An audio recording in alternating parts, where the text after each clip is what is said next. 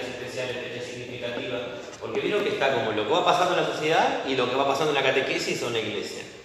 Y la iglesia hace tiempo que viene pidiendo, no, es la fe y la vida, no la fe y la vida separada. Tiene que ser todo junto. ¿Qué está celebrando usted en su vida?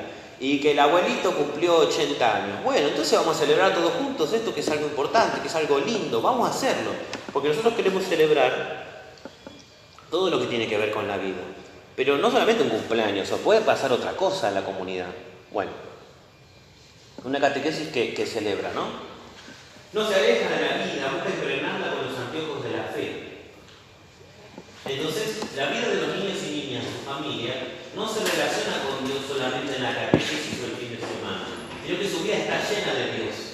En la catequesis lo que buscamos es abrir el corazón y los ojos a esa realidad, hacerlo explícito, alimentarlo y acompañarlo. Espacios para la familia. Miren, acá ya empiezan a aparecer una serie de propuestas, ¿no? Que podemos pensar o ver juntos o que quizás ya se hacen, no sé. Quizás podríamos mirar el tiempo regalado por Dios para la catequesis no solo como la preparación para recibir la Eucaristía, sacramento central de la fe, sino como un tiempo para fomentar espacios de encuentro, espacios de espiritualidad, por ejemplo, el que estamos compartiendo, convivencias, encuentros especiales con niños, proyectos solidarios, retiros familiares. Uno puede empezar a pensar, a veces me cuesta que los papás vengan no sé, a decirles unas cosas, ¿cómo hago para enganchar una convivencia, no? Bueno, habrá que pensar quizás el tiempo de la catequesis con los chicos, para hacer algo con los padres. Habrá que invitar en vez de alguna vez a los chicos solo a los padres, qué sé yo. Digo, ustedes son las catequistas en este momento acá, ustedes se tienen que romper la cabeza y el corazón se tienen que romper ustedes a ver cómo hacemos para poder hacer esto, ¿no? Pero todos esos son espacios que lo que buscan es eso, el encuentro con Dios. Y se da en el medio del proceso de la catequesis, no después o antes, en el medio, porque es un tiempo de gracia donde Dios nos regala todas estas familias y estos niños y niñas. Entonces, no sé cómo, busquemos el modo, pero aprovechemos ese tiempo de gracia para poder generar otras cosas. Bueno, aquí están los vínculos, ¿no? Yo lo decía, acá están con citas bíblicas, si ustedes lo quieren, donde primen la misericordia sobre el juicio, ahí está en la parte de Mateo, donde el servicio sea la autoridad y no el ejercicio del poder, donde prime la justicia sobre la desigualdad, donde prime una opción por los más pobres, los afligidos, los enfermos, donde prime la igualdad sobre la inequidad, donde las mujeres y los niños tengan un lugar central importante. Todo esto no lo digo yo, todo esto lo dice el Evangelio, la vida de Jesús. Entonces nuestra catequesis tiene que tener estos valores, o tiene que buscar compartirlos, ¿no? Entonces ahora les voy a proponer, sí, porque estamos en horario, un momentito personal, para poder trabajar nosotros personalmente. Acá hay algunos tips. Vieron que ahora se pusieron los tips, incluso se dijo en el momento los macri tips, ¿no? El presidente dice, podemos hacer esto, esto, esto. Bueno, acá vienen los tips de espiritualidad. ¿Cuáles son los tips de espiritualidad? ¿Cómo puedo yo alimentar? Yo también necesito catequesis. Yo personalmente, todos ustedes, todos nosotros, ¿no? Necesitamos catequesis. Entonces, ¿qué es lo que necesitamos? Que Dios, que acompaña nuestra fe, también eso se puede hacer explícito en hermanos y hermanas. En hermanos y hermanas, en momentos, en espacios. Entonces, ¿cómo pueden ustedes, cómo puedo yo alimentar mi espiritualidad personal? Desde ya, la oración en sus diversos modos y amplios modos. Vieron que hoy hicimos la oración con la música de fondo, buscamos también que el cuerpo se involucre. Hay muchas maneras de rezar. Entonces, explorémoslas, ¿no? No solamente la recitación de oraciones, sino la contemplación, que es un modo de rezar muy bonito. También, bueno, nosotros no tenemos la tradición, pero parte de la iglesia reza con íconos. Íconos son como las imágenes, pero imágenes que dicen algo. Por ejemplo, entonces los que conocen o las que conocen, ¿qué es todo lo que tiene ese ícono? Rezan mirando el ícono, escuchan una canción. Ahora hasta hay modos de rezar bailando, por ejemplo, está una parte muy linda, se enseña acá en Berazategui, después puedo pasar en contacto de la biodanza. La biodanza es rezar bailando con el cuerpo. Y imagínense a los chicos bailando, rezando, no van a entender nada, es como que me hacen bailar para rezar. Sí, porque se puede usar el cuerpo. ¿Qué hicieron los discípulos con Jesús? Hoy es Jueves Santo, ¿no? En la primera última cena. ¿Qué hicieron los discípulos con Jesús cuando terminó la última cena? ¿Se acuerdan del sacramentito? Búsquenlo después, se pusieron a bailar y a danzar. Porque los judíos celebran, Jesús era judío, entonces no hay que pensarlo todo como así como muy solemne, qué sé yo, que también es un estilo que hubo mucho tiempo y que hoy perdura, pero también otro estilo es nosotros alabamos, cantamos, nos alegramos, bailamos, porque Jesús también lo hizo, no porque lo diga yo. o porque lo propongo yo. Bueno, el acercamiento y la profundización en la palabra de Dios, ¿no es cierto? La Biblia, ustedes saben que nosotros capaz que estamos hasta cansados, capaz a veces de escuchar en la misa, pero el acercamiento que tenemos en nuestras comunidades a la Biblia es un acercamiento muy catequístico, en el sentido de que nosotros tenemos que aprender lo más fundamental, pero ella encierra muchas cosas más. Entonces yo los invito como quieran hacer. La diócesis tiene miles de ofertas para hacer esto. Está la teología a distancia, está el CEFITEC, está el profesorado, está el CEFORBIC. También ustedes, manguenle a sus curas, ayudarnos a hacer unos encuentros de formación bíblica o invitar personas que nos ayuden a formarnos bíblicamente, porque esto es el corazón de nuestra espiritualidad.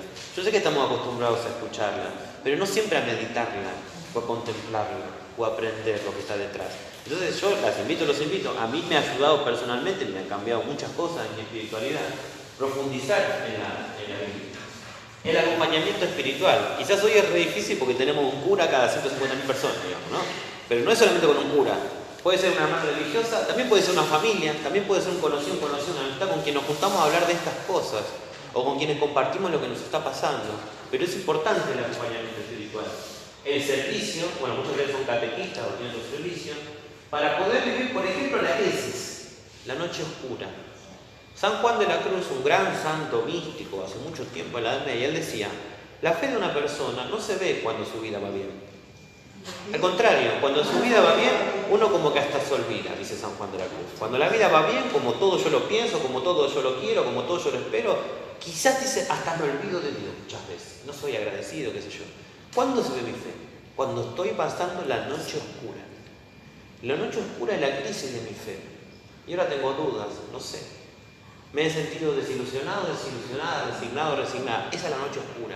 San Juan de la Cruz tiene un poema larguísimo y bellísimo donde él habla solo de eso, de todo lo que siente cuando su fe está en crisis, cuando tiene dudas, cuando tiene miedo, cuando no está seguro. Y él dice, ese momento es un momento de fe muy importante, porque ahí la fe es como que la pusiéramos al fuego, ¿no? A ver cuánto resiste. Y no porque uno, tenga fe floja, fe grande, no sé qué, sino porque la crisis y la noche oscura no es un fenómeno nuestro o de San Juan de la Cruz, es un fenómeno de Jesús. Nosotros creemos en un Dios que también tuvo crisis, mucha crisis. ¿Se acuerdan del huerto de los olivos? Señor, si yo puedo pasar de este cáliz, si puedo zafar de que me asesinen de este modo, que zafe, pero que no se haga por mi voluntad, sino la tuya. Jesús tiene miedo, llora, suda, se calienta cuando los discípulos dicen, ustedes no pueden velar un rato, a mí me van a matar. Y los discípulos dicen, nosotros te vamos a seguir, Pedro, ¿no? Te vamos a seguir hasta el fin del canto. Vos me vas a negar 3 veces antes que cante el gallo. Jesús pasa muchas crisis. Después del bautismo de Jesús, ¿qué hace el Espíritu con él? Lo lleva al desierto. Sí. Y ahí es tentado. ¿Cuántas veces nosotros, a veces todo el tiempo estamos tentados por un montón de cosas? Jesús pasó muchas crisis. Para nosotros es un misterio por qué el Dios en el que creemos pasa por crisis. Pero quizás aunque no comprendamos el misterio, ahí tenemos una clavecita linda para pensar. Nuestra vida, si tiene crisis, si tiene noches oscuras, si tiene momentos, bueno, la vida del Dios en el que yo creo también. Entonces significa que Dios, hay un sentido cristiano de la crisis, hay un sentido cristiano del sufrimiento. Que si queremos llegar al cielo tenemos que pasar las noches oscuras y la crisis, porque es la única manera con el sufrimiento de llegar al cielo. Bueno, la carta de los Hebreos va a decir de Jesús, Él aprendió y aprendió por el sufrimiento, va a decir, ¿no? Si nosotros nos quedamos solo en esa frase, decimos, ¡qué tremendo! Porque ser cristiano y cristiana es como estar destinado a sufrir. Bueno, no, esa exageración no. Pero lo que nosotros no podemos decir tampoco es que la vida es pare de sufrir. Como dicen los hermanos de la Iglesia Universal. Pare de sufrir. No, porque Dios quiere que usted sea feliz y usted no tiene que sufrir nada. Pero si Jesús mismo sufrió, entonces ¿yo qué me voy a hacer el tonto de que lo que me está pasando a mí de malo, Dios lo abandona? No, hermano, si vos crees en un Dios en el que Dios mismo permite que viva su crisis, su momento de silencio. Hay una meditación muy bonita, muy linda, muy misteriosa sobre el silencio de Dios, ¿no? Se llama el silencio de Dios. El silencio de Dios cuando Jesús es crucificado. Uno de los soldados le dice, si no sos tan el Hijo de Dios, ¿por qué no te bajas de la cruz y nos mostrás a todos acá? Pues Jesús no lo hace. Y Dios su Padre tampoco hace nada. ¿Por qué? Muchos místicos, muchos teólogos dicen el silencio de Dios. Un misterio para nosotros. Sin embargo, Jesús lo atraviesa. Jesús, que es el Hijo de Dios. Todos nosotros somos hijos adoptivos en el Hijo. Pero si el propio Hijo de Dios también vive algo que para nosotros es misterioso, que nosotros hablamos del silencio de Dios, ¿cuánto más nosotros? No perdamos tampoco de vista, es re difícil porque en ese momento hay que estar en esa noche oscura. Digo, no, Dios quiere, nosotros nunca estaremos crucificados, pero nosotros vivimos otras noches oscuras. Bueno, Jesús también la vivió. ¿Cuál es la clave ahí? Varias claves. Una de ellas es, bueno, el sufrimiento y el dolor en la vida tienen un sentido cristiano que tiene que ver con mi fe. Creo en un Dios que también sufrió, que también tuvo crisis y noches oscuras. No lo entiendo, pero lo creo. Primera clave. Segunda clave, el sufrimiento de Jesús no termina con la muerte. Ahí los discípulos creían que había terminado todo, ¿se acuerdan los discípulos de Maús? Sino que termina con la resurrección. Entonces el sentido cristiano del sufrimiento es un sentido de esperanza, porque piensa que todo no va a terminar allí, en el dolor, en la noche oscura, en la muerte, sino en la vida.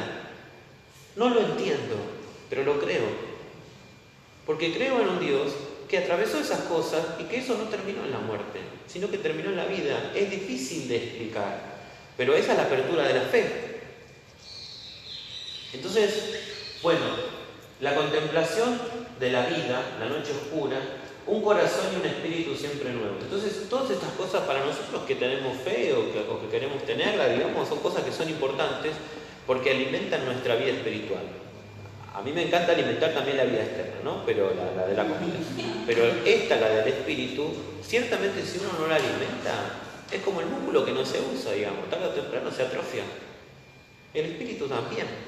Si yo hace 15 años que escucho lo mismo, que no profundizo, que no tengo experiencias como espirituales de lo que me pasa, si no puedo ir leyendo, qué sé yo, no por imposibilidad, porque Dios me regala todo el tiempo cosas como estas, sino por apertura del corazón, sino por apertura de la mente, sino por apertura de la vida. Entonces las cosas van pasando, digamos, como gratis, ¿no? Y yo las voy transcurriendo y ya está.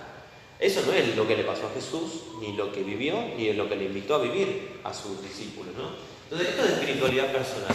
Entonces ahora les voy a invitar a que busquen ustedes un lugarejo acá donde quieran, en la capilla, en el salón, afuera, donde quieran, donde se sientan cómodos, y les voy a dar unas preguntitas, como hacemos con los chicos también.